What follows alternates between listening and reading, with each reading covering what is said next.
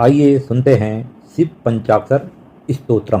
ओम नागेंद्रहाराय त्रिलोचनाय भस्मांगरागाय महेश्वराय नित्याय शुद्धाय दिगंबराय तस्मै नकाराय नमः शिवाय।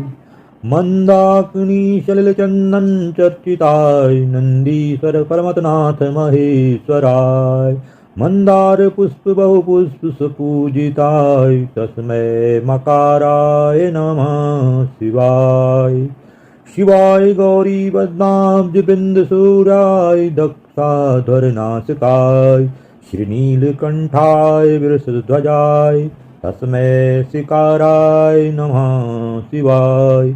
वशिष्ठ कुंभोद्भव गौतमार्य मुनीन्द्र देवार्चित शेखराय चंद्रार्क वैश्वानरलोचनाय तस्मै वकाराय नमः शिवाय। यक्ष स्वरूपाय जटाधराय पिनाकहस्ताय सनातनाय दिव्याय देवाय दिगंबराय तस्मै यकाराय नमः शिवाय।